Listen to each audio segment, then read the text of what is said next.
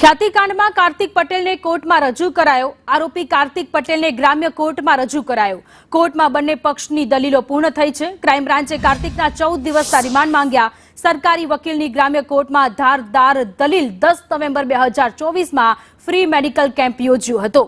Operation કરવા પડશે તેવું કહી 19 દર્દીઓની સર્જરી કરી। તપાસમાં મોટા ભાગના દર્દીઓને સામાન્ય બીમારી હતી।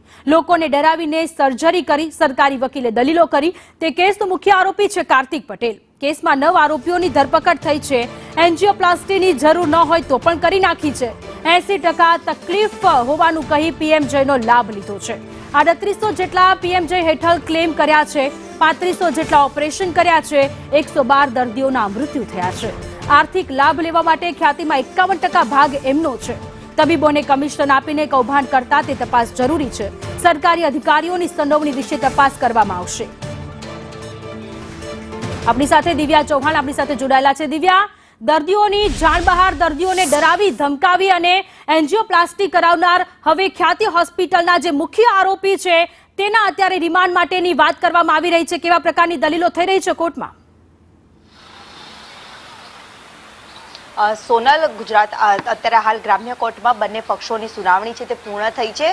ક્રાઇમ બ્રાન્ચ તરફથી 14 દિવસના રિમાન્ડની માંગ કરવામાં આવી છે, જ્યારે બચાવ પક્ષ તરફથી એક રજૂઆત કરવામાં આવી છે કે ઘટના જે સમયે બની હતી તે દરમિયાન અહીંયા કાર્તિક પટેલ હાજર ન હતો અને તે માત્ર ભાગીદાર છે। આ ઘટના સાથે કોઈ લેવા દેવા નથી। આ પ્રકારનો બચાવ કરીને રિમાન્ડ ન આપવા માટેની રજૂઆત કરવામાં આવી છે। સાથે જ જે તે સમયે હાઈકોર્ટનું એક જજમેન્ટ હતું તેને આધારે પણ રિમાન્ડ ન મળે તે માટેનો પ્રયત્ન છે જે બચાવ પક્ષ તરફથી કરવામાં આવ્યો છે, જ્યારે રાજ્ય સરકાર તરફથી એટલે કે ક્રાઇમ બ્રાન્ચ તરફથી ગુજરાત કોર્ટમાં જે રજૂઆત કરવામાં આવી છે જેમાં 14 અલગ અલગ કારણો છે તે દર્શાવવામાં આવ્યા છે, જેમાં નાણાકીય વ્યવહાર, અત્યાર સુધીમાં જે નાસ્તો ફરતો હતો, કોના સંપર્કમાં હતો, કોણ તેની ટિકિટ બુક કરાવતું હતું અને અલગ અલગ વિદેશોમાં તે ફર્યો હતો, શા માટે કોના સંપર્કમાં રહીને ફર્યો હતો, તેને જે તમામ નાણાકીય વ્યવહારો થયા હોય, જે વાતચીત થઈ હોય, તે ટેલિફોનિક વાતચીત થઈ હોય, તેનો મોબાઈલ છે તે હજી સુધી મળ્યો નથી। તે મોબાઈલની પણ તપાસ કરવાની છે। સાથે જ રાજશ્રી કોઠારી, સંજય પટોડિયા સહિત ચિરાગ રાજપૂત સહિતના તમામ આરોપીઓ દ્વારા જે જુબાની આપવામાં આવી છે, જે નિવેદનો આપવામાં આવ્યા છે, તે નિવેદનના તથ્ય સુધી પહોંચવા માટે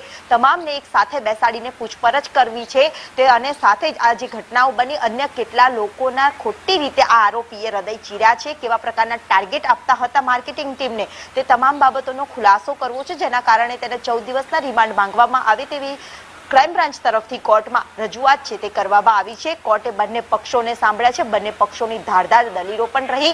થોડીક જ વારમાં કોર્ટ કેટલા દિવસના રિમાન્ડ છે તે મંજૂર કર્યા છે કાર્તિક પટેલના, તે બાબતને લઈને થોડીક જ વારમાં કોર્ટ ઓર્ડર કરશે તેવી સંભાવનાઓ છે તે હાલ જોવા મળી રહી છે। જી સોનલ। જી દિવ્યા, આભાર તમામ વિગતો માટે।